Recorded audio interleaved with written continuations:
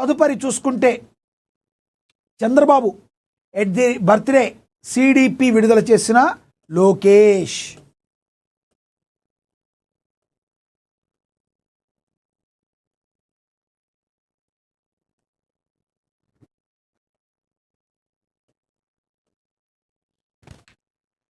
ఆంధ్రప్రదేశ్ ముఖ్యమంత్రి టీడీపీ జాతీయ అధ్యక్షుడు చంద్రబాబు 76వ పుట్టినరోజు ఏప్రిల్ 20 సందర్భంగానే తనయుడు రాష్ట్ర మంత్రి నారా లోకేష్ ఒక కామన్ డిస్ప్లే పిక్చర్ సిడిపిని విడుదల చేశారు. టీడీపీ జాతీయ వర్కింగ్ ప్రెసిడెంట్గా నియమితులైన తర్వాత లోకేష్ ఈ సిడిపిని ఆవిష్కరించడం రాజకీయంగా ప్రాధాన్యత సంతరించుకుంది. మన నాయకుడు ఎన్సీబీఎన్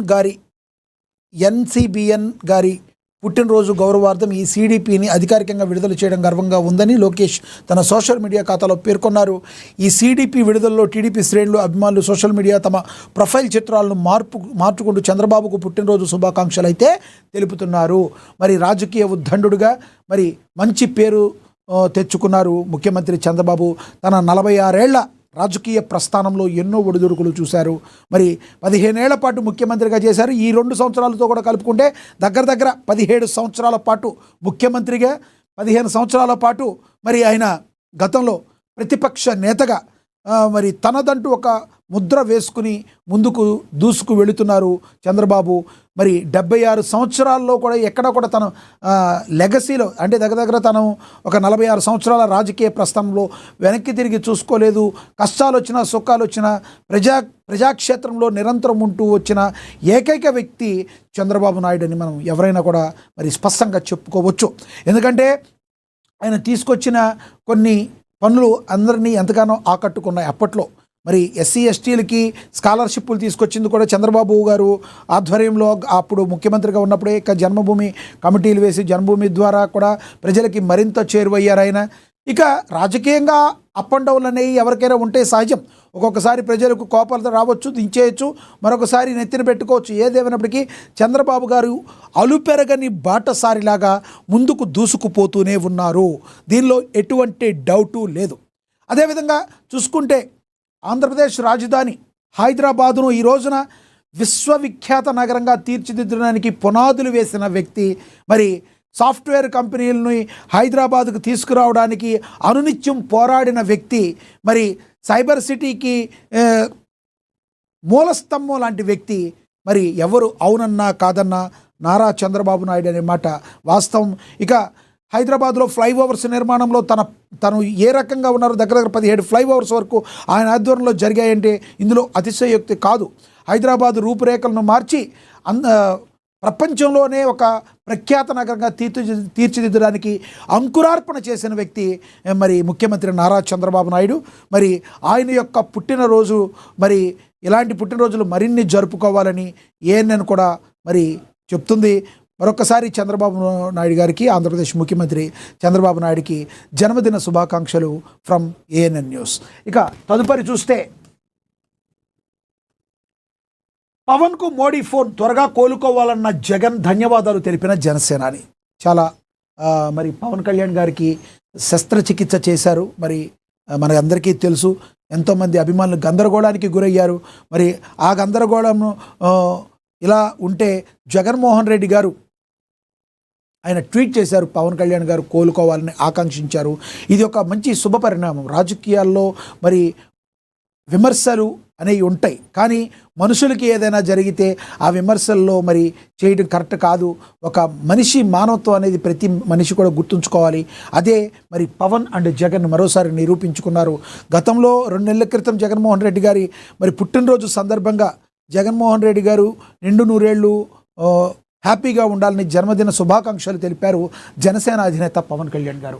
ఇప్పుడు పవన్ కళ్యాణ్ గారికి హెల్త్ బాగోకపోతే శస్త్రచికిత్స ఆయన చేసుకుంటే ఒక 10 రోజులు డాక్టర్ రెస్ట్ చెప్పారు.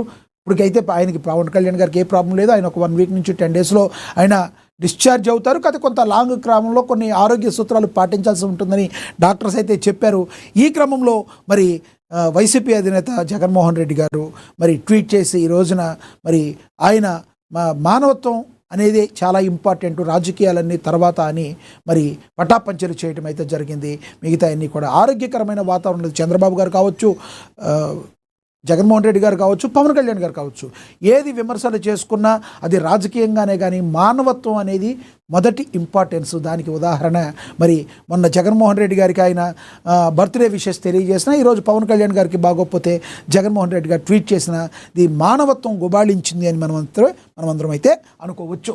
ఒకసారి చూద్దాం ఏం రాశారు. త్వరగా కోలుకోవాలన్న జగన్ ధన్యవాదాలు తెలిపిన జనసేనాని. ఏపీ డిప్యూటీ సీఎం జనసేన అధినేత పవన్ కళ్యాణ్కు ప్రధానమంత్రి నరేంద్ర మోడీ ఫోన్ చేశారు. అనారోగ్యం కారణంగా శస్త్రచికిత్స చేయించుకున్న పవన్ కళ్యాణ్ ఆరోగ్య పరిస్థితిని ఆయన అడిగి తెలుసుకున్నారు. ఈ సంభాషణ అనంతరం ప్రధాని మోడీ ఎక్స్ వేదికగా స్పందిస్తూ పవన్ త్వరగా కోలుకోవాలని ఆకాంక్షించారు. పవన్ కళ్యాణ్ గారితో మాట్లాడాను, ఆయన చాలా ధైర్యవంతుడు, ఆయన సంపూర్ణ ఆరోగ్యంతో త్వరగా కోలుకోవాలని ప్రార్థిస్తున్నారని ప్రధాని మోడీ తన పోస్ట్లో పేర్కొన్నారు. ప్రధాని చూపిన ఆప్యాయతకు పవన్ కృతజ్ఞతలు తెలిపారు. మోడీ ఆశీస్సులు ప్రోత్సాహంగా తన గొప్ప బలాన్ని ఇస్తాయని ఆయన బదులిచ్చారు. ఈ మేరకు పవన్ స్పందిస్తూ గౌరవనీయులైన ప్రధానమంత్రి నరేంద్ర మోడీ గారికి ధన్యవాదాలు. సర్జరీ అనంతరం నా ఆరోగ్యం గురించి తెలుసుకోవడానికి సమయం కేటాయించి మాట్లాడినందుకు కృతజ్ఞతలు. నా ఆరోగ్యం పట్ల మీ ఆందోళన, నేను త్వరగా కోలుకోవాలని మీరు తెలిపిన శుభాకాంక్షలు నాకు గొప్ప బలాన్ని ఇస్తున్నాయి. మీ మార్గదర్శకత్వం మద్దతుకు ఎల్లప్పుడూ నేను కృతజ్ఞుడై ఉంటాడని తన పోస్ట్లో పేర్కొన్నారు. పవన్ కళ్యాణ్ ఆరోగ్య పరిస్థితిపై ఆయన సోదరుడు మెగాస్టార్ చిరంజీవి ఎక్స్ వేదికగా స్పందించారు. కళ్యాణ్ బాబుకు వైద్య ప్రక్రియ విజయవంతంగా పూర్తయింది. ప్రస్తుతం ఆయన క్షేమంగా నిలకడగా కోలుకుంటున్నారు. వైద్యుల సూచనల మేరకు సాధారణ కార్యకలాపాల్లోకి తిరిగి రావడానికి సుమారుగా వారం రోజులు పట్టవచ్చు. ఆందోళన చెందాల్సిన అవసరం లేదు. మీ అందరి ప్రేమకు ప్రార్థనలకు ధన్యవాదాలని చిరంజీవి గారు పేర్కొన్నారు. దీనికి పవన్ కళ్యాణ్ గారు స్పందిస్తూ ధన్యవాదాలు అన్నయ్య, మీ ప్రేమ ఆశీస్సులు నిరంతరం సంరక్షణకు నా హృదయపూర్వక కృతజ్ఞతలు. మీ మాటలు వెచ్చదనాన్ని, రక్షణను, బలాన్ని ఇస్తాయి. మీ ఆశీస్సులతో త్వరలోనే కోలుకుని తిరిగి ప్రజాసేవకు వస్తానని ఆయన పవన్ కళ్యాణ్ గారు బదులిచ్చారు. చాలా ఇంపార్టెంట్. జగన్మోహన్ రెడ్డి గారు కూడా విశేష తెలిపారు. ఇక మాజీ ముఖ్యమంత్రి వైసీపీ అధినేత జగన్మోహన్ రెడ్డి గారు కూడా పవన్ త్వరగా కోలుకోవాలని ఆకాంక్షిస్తూ ఎక్స్ వేదికగా మరి ఆయన స్పందిస్తూ నా ఆరోగ్యం కోలుకోవడం కోసం మీరు తెలిపిన శుభాకాంక్షలు ధన్యవాదాలని జగన్ గారు, నేను క్రమంగా కోలుకుంటున్నాను, మీ ఆదరణకు కృతజ్ఞుడని బదులిచ్చారు పవన్ కళ్యాణ్ గారు.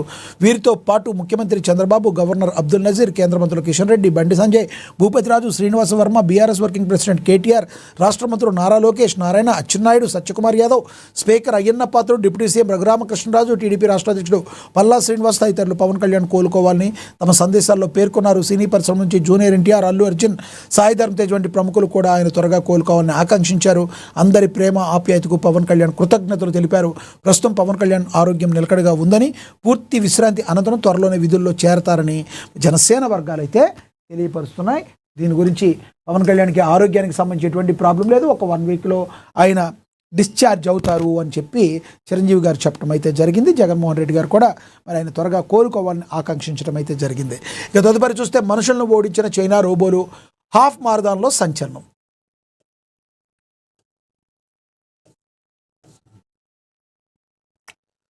రోబోటిక్స్ టెక్నాలజీలో చైనా సరికొత్త సంచలనం సృష్టించింది. బీజింగ్లో జరిగిన ఓ హాఫ్ మారథాన్లో హ్యూమనాయిడ్ రోబోలు మానవ అథ్లెట్లను మించి వేగంతో పరిగెత్తి ఏకంగా ప్రపంచ రికార్డును సైతం బద్దలు కొట్టాయి. ఈ అద్భుత ప్రదర్శన రోబో సాంకేతికతలో జరుగుతున్న వేగవంతమైన పురోగతికి నిదర్శనమని నిలిచింది. బీజింగ్ ఈ టౌన్ వేదికగా జరిగిన ఈ హాఫ్ మారథాన్ 2వ ఎడిషన్లో 12,000 మంది మానవ రన్నర్లతో పాటు చైనాలో తయారైన వందలాది మంది హ్యూమనాయిడ్ రోబోలు పోటీ పడ్డాయి. భద్రతా కారణాల రీత్యా మనుషులు రోబోలకు వేర్వేరు ట్రాక్లపై ఈ 21 కిలోమీటర్ల రేసును నిర్వహించారు. గతేడాది జరిగిన మొదటి ఈవెంట్లో చాలా రోబోలు కనీసం రేసును పూర్తిగా చేయలేకపోయాయి. కానీ ఈసారి పరిస్థితి పూర్తిగా మారిపోయింది. 100కు పైగా రోబో బృందాలు పాల్గొనగా వాటిలో సగానికి పైగా ఎలాంటి రిమోట్ కంట్రోల్ సాయం లేకుండానే స్వయం ప్రతిపత్తిగా గమ్యాన్ని చేరుకుని అందరినీ కూడా ఆశ్చర్యపరిచే. రానున్న రోజుల్లో మరిన్ని వండర్స్ మనం చూసే అవకాశం